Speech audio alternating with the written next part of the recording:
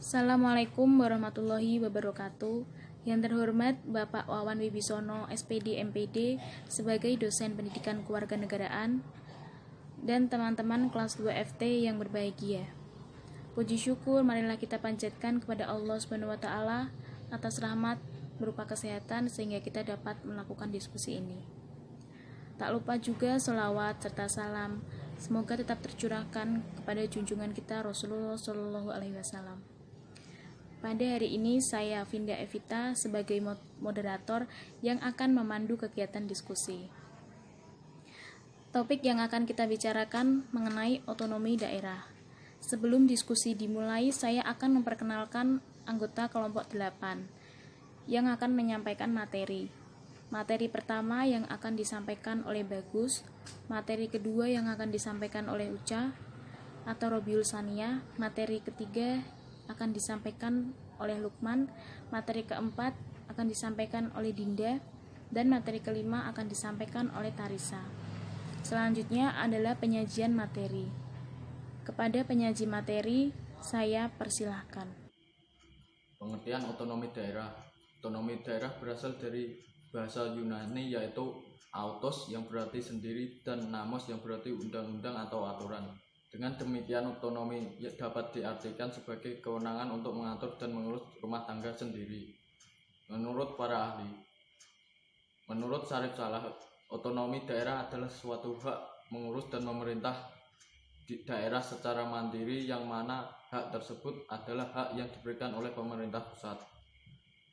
Menurut Undang-Undang Nomor 32 Tahun 2004 Pasal 1 yang dimaksud dengan daerah otonomi adalah kesatuan masyarakat hukum yang mempunyai batas-batas wilayah yang berwenang mengatur dan mengurus urusan pemerintah dan kepentingan masyarakat setempat menurut prakarsa sendiri berdasarkan aspirasi rakyat dalam sistem negara kesatuan Republik Indonesia. Assalamualaikum warahmatullahi wabarakatuh. Nama saya Robiul Sania, NPM 196900013. Saya akan menjelaskan pelaksanaan otonomi daerah menurut Undang-Undang Nomor 22 Tahun 1999 tentang pemerintahan daerah. 1. Bahwa sistem pemerintahan negara kesatuan Republik Indonesia menurut Undang-Undang Dasar 1945 memberikan keluasan kepada daerah untuk menyelenggarakan otonomi daerah. 2.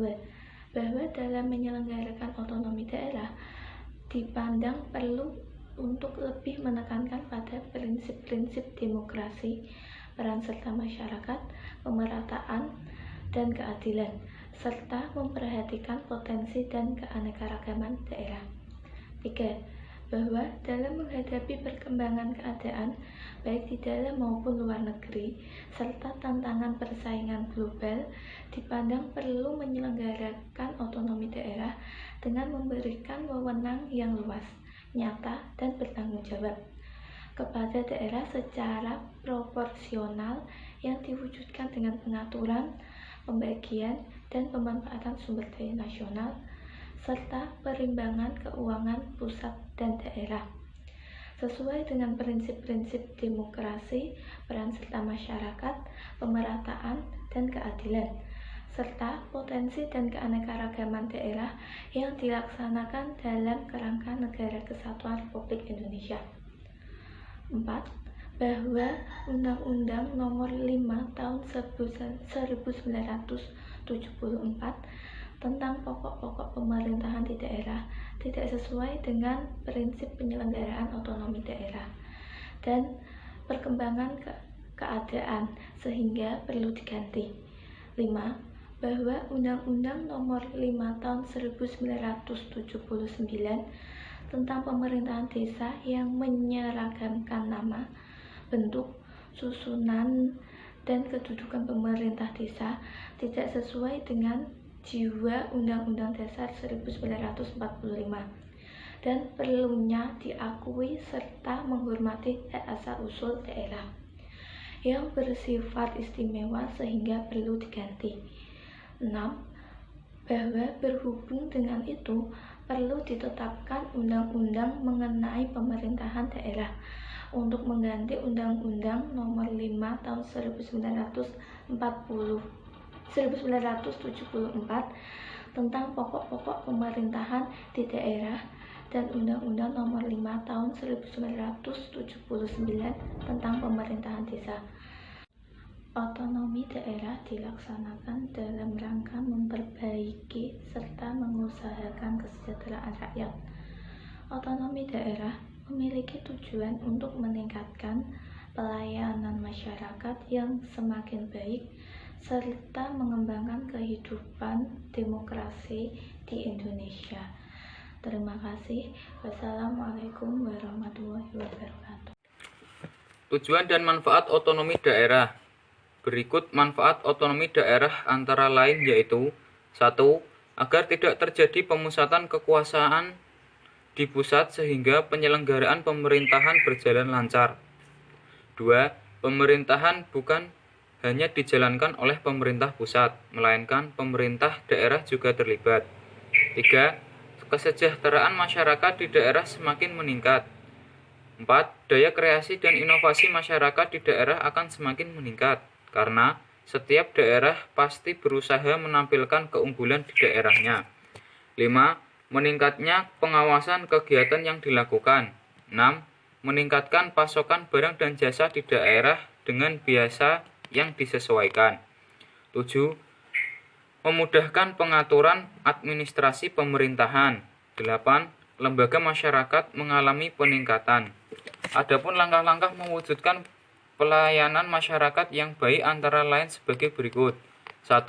Sosialisasi pelaksanaan Undang-Undang Nomor 25 Tahun 2009, melaksanakan monitoring dan evaluasi terhadap kebijakan yang dilakukan pemerintah pusat dan daerah sehubungan dengan pemberian pelayanan kepada masyarakat. 2. Pengembangan kehidupan demokrasi. Indonesia adalah negara yang menganut demokrasi. Untuk itu, penting membangun kehidupan yang demokratis di Indonesia. Pada hakikatnya, karakteristik negara demokratis adalah persamaan kedudukan di depan hukum, partisipasi dalam pembuatan keputusan, distribusi pendapatan secara adil, dan kebebasan yang bertanggung jawab.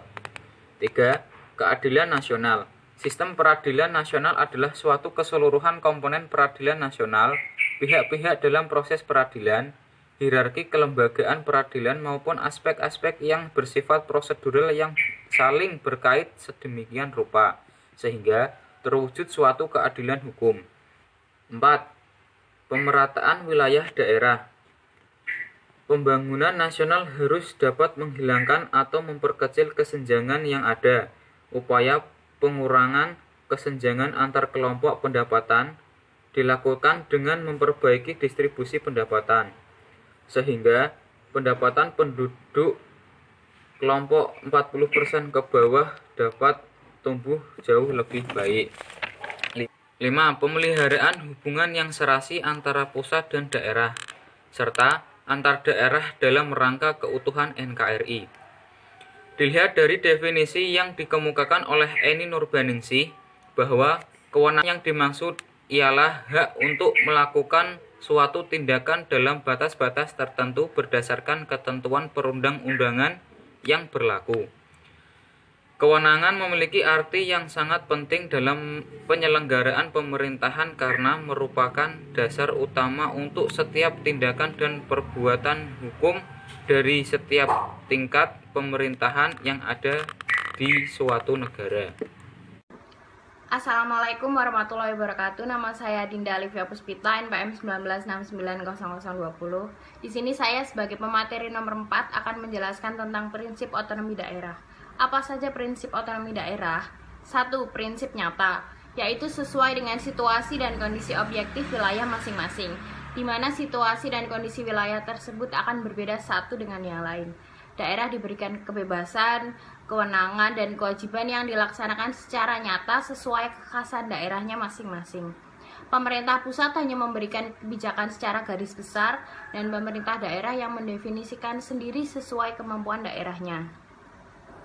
Yang kedua yaitu prinsip tanggung jawab, yaitu prinsip yang harus ditegakkan oleh pemerintah daerah yang mengemban tugas dan kewajiban. Pemerintah pusat harus memastikan bahwa pemerintah daerah telah benar-benar melaksanakan wewenang, tugas, dan kewajibannya dengan baik. Prinsip otonomi daerah yang ketiga adalah prinsip dengan kewenangan seluas-luasnya. Artinya, di luar urusan pemerintah pusat, pemerintah daerah diberikan kewenangan seluas-luasnya. Daerah mempunyai kewenangan membuat kebijakan daerah sendiri sesuai aturan yang berlaku. Kewenangan pemerintah daerah tersebut mencakup semua urusan pemerintah, kecuali politik luar negeri, agama, keamanan, keuangan, peradilan, dan fiskal nasional. Selain prinsip-prinsip utama tadi, ada prinsip tambahan, diantaranya prinsip dinamis, prinsip kesatuan, prinsip penyebaran, prinsip keserasian, prinsip demokrasi, dan pemberdayaan. Terima kasih, materi selanjutnya akan dibacakan oleh teman saya yang bernama Teresa Wijayati. Assalamualaikum warahmatullahi wabarakatuh. Perkenalkan, nama saya Teresa Wijayati, NPM 196900004. Di sini saya sebagai pemateri terakhir.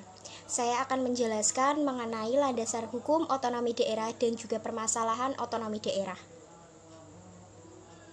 Yang pertama yaitu landasan hukum otonomi daerah. Landasan hukum otonomi daerah diatur melalui Undang-Undang Dasar 1945, khususnya pada Pasal 18 ayat 1 sampai dengan 7, Pasal 18A ayat 1 sampai dengan 2, dan Pasal 18B ayat 1 sampai dengan 2. Pasal 18 ayat 1 NKRI dibagi menjadi beberapa daerah.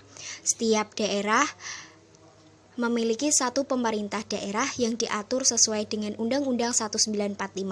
Pasal 18 ayat 2, pemerintah daerah berhak mengatur urusannya sendiri dan diatur melalui asas otonom dan dilaksanakan sebagai tugas pembantu.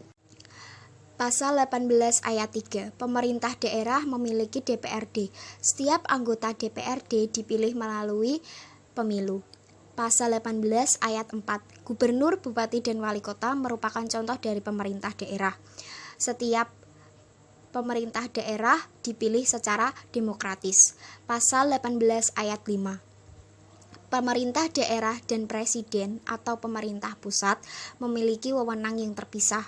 Setiap pemerintah daerah berhak menjalankan otonomi daerah seluas-luasnya. Pasal 18 ayat 6 dan 7, pemerintah daerah berhak menetapkan peraturan daerah untuk daerah otonom dan juga untuk tugas pembantu sesuai dengan Undang-Undang Dasar 1945. Pasal 18A ayat 1 sampai dengan 2, pemerintah daerah dan pemerintah pusat memiliki peraturan yang diatur sesuai dengan Undang-Undang Dasar 1945 berisi keuangan, pelayanan, sumber daya. Pasal 18 ayat 1 sampai dengan 2, pemerintah mengakui dan menghormati adanya daerah khusus dan juga daerah istimewa. Pemerintah mengakui dan menghormati masyarakat adat dan juga hak-hak kebudayaan. Yang kedua yaitu permasalahan otonomi daerah.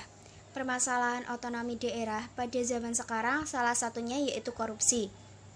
Korupsi dilakukan oleh pemerintah daerah melalui dana APBD, jual beli izin, suap menyuap proyek pelaksanaan pembangunan daerah.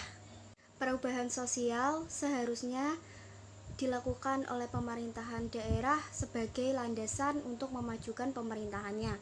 Namun, sayangnya pemerintah daerah hanya memikirkan dirinya sendiri.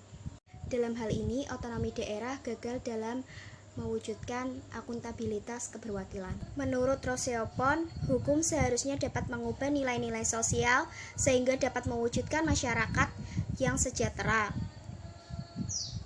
Hal ini seharusnya menjadikan pemerintah lebih semangat dalam menyelenggarakan otonomi daerah. Jadi, pada hakikatnya otonomi daerah dilaksanakan untuk mendekatkan pemerintah kepada masyarakat dan juga pemerintah kepada pemerintah pusat, serta untuk mewujudkan daerah sesuai dengan potensinya. Sekian penjelasan dari saya. Apabila ada kurangnya dan apabila ada salah-salah kata, saya mohon maaf yang sebesar-besarnya.